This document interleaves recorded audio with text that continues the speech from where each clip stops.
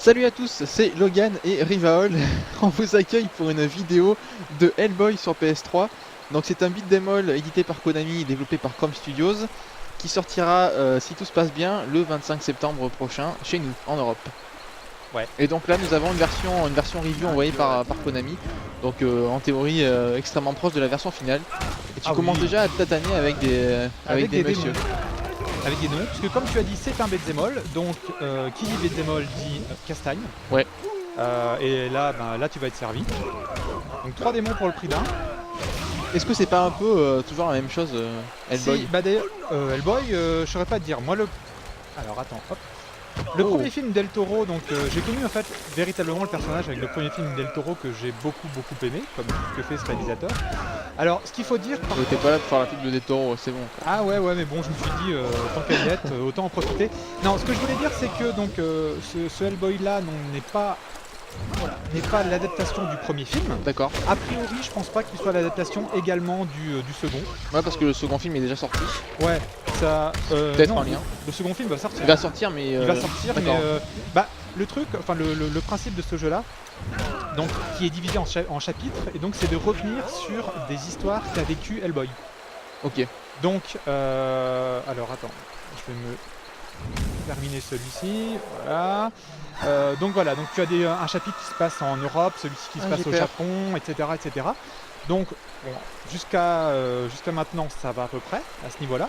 Sauf que le gros problème de ce jeu-là, c'est que donc qui reprend par ailleurs pas mal d'éléments à God of War. Des bagnons. Des bagnons. Ça te rappelle quelque chose? Ouais. Essaye de chercher s'il n'y a pas de John Locke. Non, mais tu penses bien que j'ai déjà cherché. Hein. Ah d'accord. Il y est pas. Enfin, je l'ai pas trouvé. Ok. Après, on sait que John Locke, quand il s'agit de se cacher, il est quand même super puissant. Donc ça ressemble à God of War. Ça ressemble à God of War. Bon, ils reprennent pas mal d'éléments.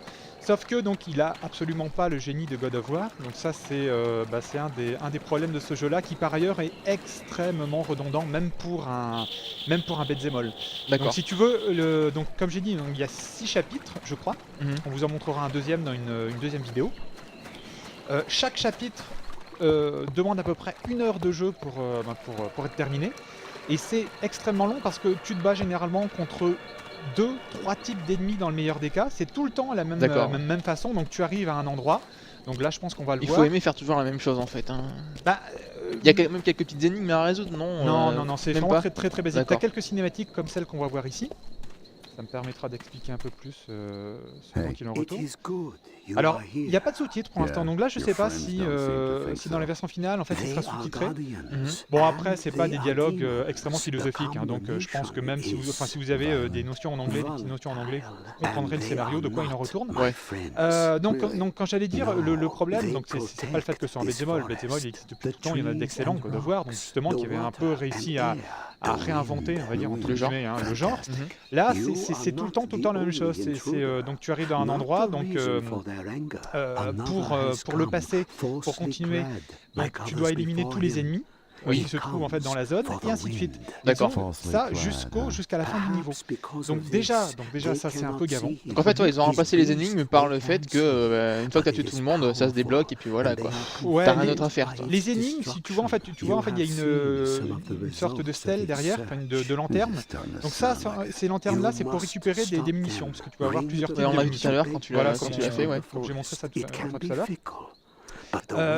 Les vraies énigmes, enfin, si je peux appeler ça comme ça, que tu peux avoir, c'est donc tu as une grille qui est fermée, et donc il faut trouver tout simplement les espèces de petites lanternes aussi, que tu devras allumer avec un certain type de munitions.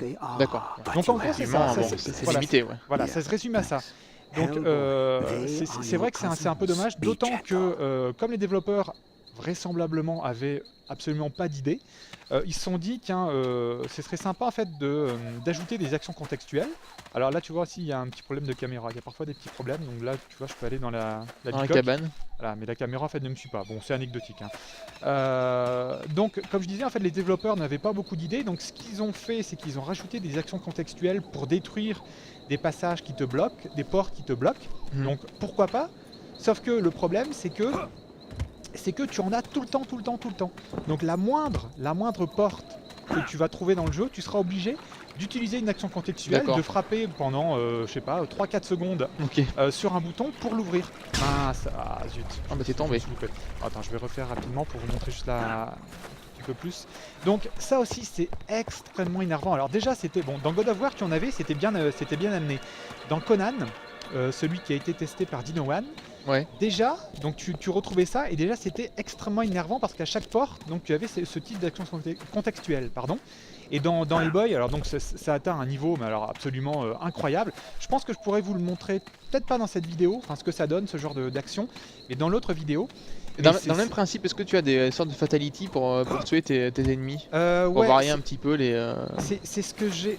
Oula, tu vois, j'ai peur de. Avec l'ombre, on voit pas forcément si c'est un trou ou pas. Donc voilà, ça va.